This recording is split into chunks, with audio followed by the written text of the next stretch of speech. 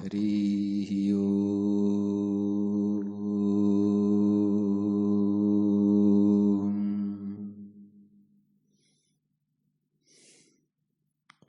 हरिः ओम्।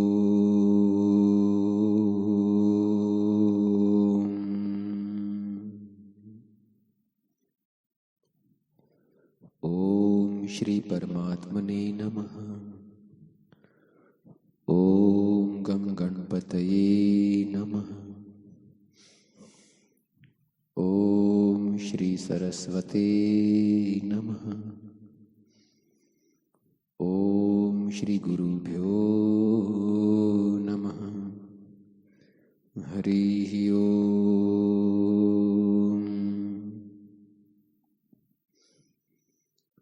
श्री योग वशिष्ठ महारामायण निर्वाण प्रकरण सर्ग 156 पृष्ठ क्रमांक 464 से आगे। वशिष्ठ जी बोले, हे राम, जैसे जल में लहरें और तरंगे उठती हैं सो जलरूप हैं, वैसे ही आत्मा में रूप, अवलोक और मनस्कार फुरते हैं, सो सब आत्मरूप है, भिन्न नहीं। हे राम, यह शुद्ध परमात्मा का चमत्कार है और आत्मा दृश्य से रहित शुद्ध चिन्मात्र निर्मल और अद्वैत है। उसमें जगत नहीं बना। हमको तो सदा वही भासित होता है,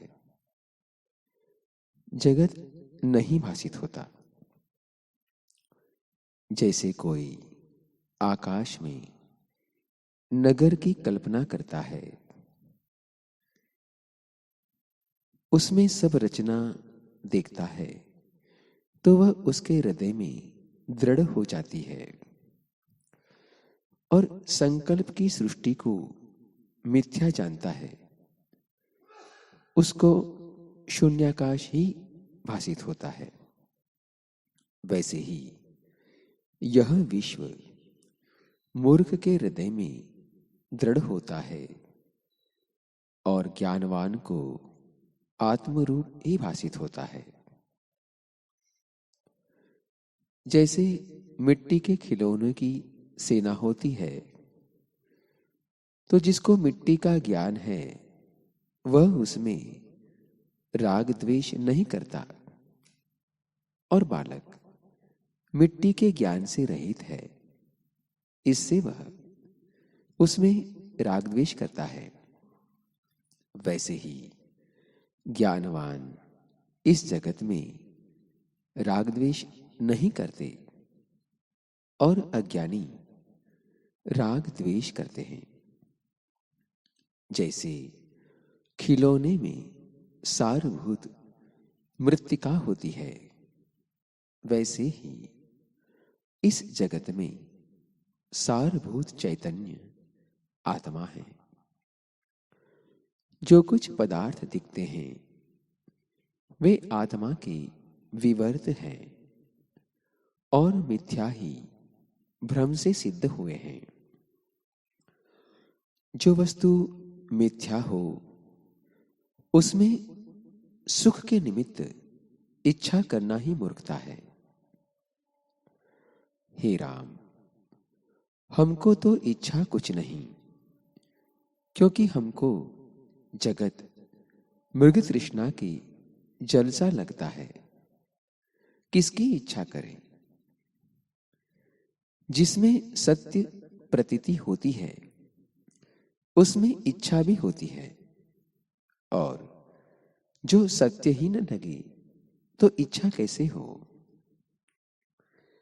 हे राम, इच्छा ही बंधन है। और इच्छा से रहित होने का नाम मुक्ति है। इससे ज्ञानवान को कुछ इच्छा नहीं रहती। उसकी चेष्टा अनिश्चित ही होती है। जैसे सूखे बांस के भीतर बाहर शून्य होता है और उसको संवेदन कुछ नहीं फुरता, वैसे ही ज्ञानवान के अंतस में शांति होती है। उसके अंतस में कोई संकल्प नहीं उठता और बाहर भी कोई उपाधि नहीं। उसकी चेष्टा निसंकल्प निरुपाधि होती है। हे राम, जिस पुरुष के हृदय से संसार का रस सूख गया है, वह संसार समुद्र के पार हो गया। जिसका रस नहीं सूखा, उसको राग द्वेष फुरते हैं। उसे संसार बंधन में पड़ा जानो। हे राम, मैं तुमसे ऐसी समाधि कहता हूं जो सुख से प्राप्त हो और जिससे जीव मुक्त हो। सब इच्छाओं से रहित होना ही परम समाधि है। सब इच्छाओं से रहित होना ही परम समाधि है। जिस पुरुष के मन में इच्छा उठती है, उसको उपदेश भी नहीं लगता। जैसे आरसी के ऊपर मोती नहीं ठहरता, वैसे ही उसके हृदय में उपदेश नहीं ठहरता। इच्छा ही जीव को दीन करती है। इच्छा से रहित मनुष्य शांत रूप होता है। फिर शांति के लिए कुछ कर्तव्य नहीं रहता। हे राम, हम तो इच्छा रहित हैं। इससे हमारे भीतर बाहर शांति है और हमारे लिए करने योग्य कर्तव्य कुछ भी नहीं। यह सब चेष्टा प्रारब्ध के अनुसार और राग द्वेष से रहित होती है। हम बोलते हैं, परंतु बांसुरी की तरह। जैसे बांसुरी अहंकार से रहित बोलती है, वैसे ही ज्ञानवान अहंकार से रहित है और स्वाद को ग्रहण करते हैं। जैसे कलछी सब व्यंजनों में डाली जाती है और उसी के द्वारा सब व्यंजन निकालते हैं, परंतु उनको उनसे अर्थात कलछी से कुछ राग द्वेष नहीं होता। वैसे ही ज्ञानवान स्वाद लेता है अर्थात राग द्वेष से रहित होकर।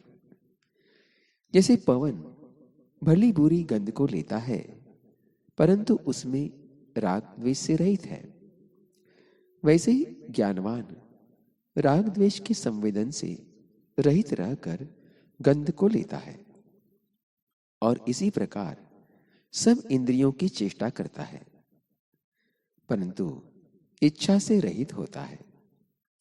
इसी से परम सुख रूप है। जिसकी चेष्टा इच्छा सहित है, वह परम दुखी है।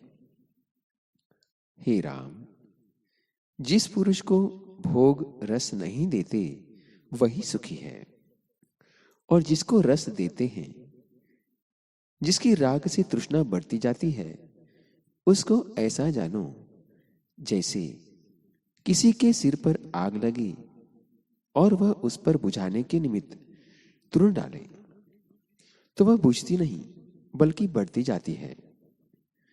वैसे ही विषयों की इच्छा भोगने से तृप्त नहीं होगी।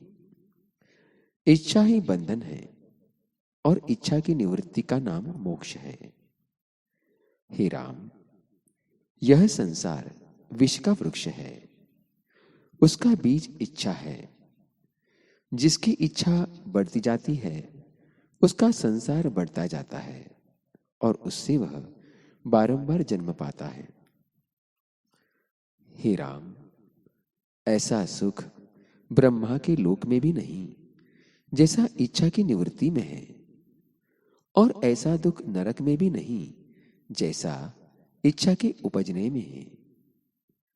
इच्छा के नाश का नाम मोक्ष है और इच्छा के उपजने का नाम बंधन है।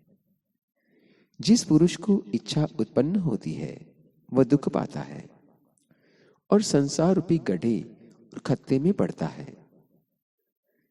इच्छा एक विष की बेल है, उसको समता रूपी अग्नि से जलाओ। सम्यक दर्शन से जलाए बिना वह बड़ा दुख देगी और बढ़ती जाएगी। हे राम, जिस पुरुष ने इच्छा को दूर करने का उपाय नहीं किया उसने अंधे कूप में प्रवेश किया है। शास्त्र का श्रवण और तप, दान, यज्ञ इसी निमित्त है कि किसी प्रकार इच्छा निवृत्त हो।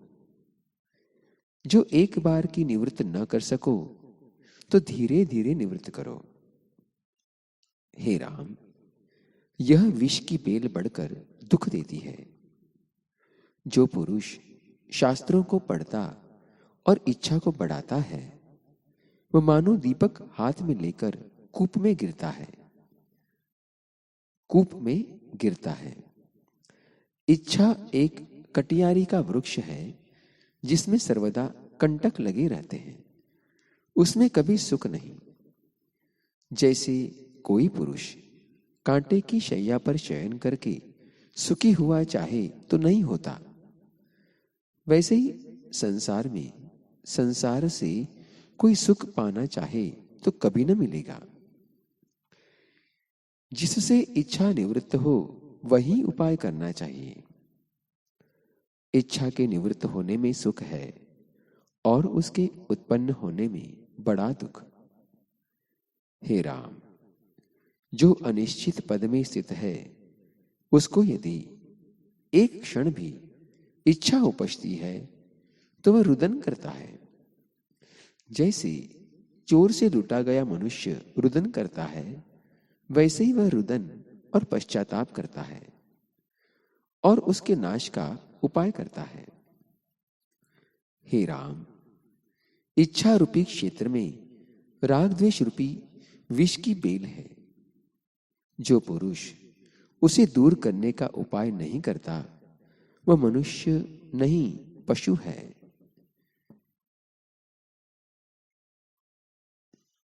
यह इच्छा रूपी विष का वृक्ष बढ़कर नाश का कारण होता है, इससे तुम इसका नाश करो।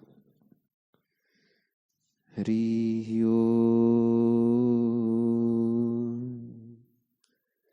ओम शांति शांति शांति। श्री सद्गुरुदेव भगवान की जय। पृष्ठ क्रमांक 464 से 467 तक पूर्ण। सर्ग 156वां पूर्ण। हरि ओम।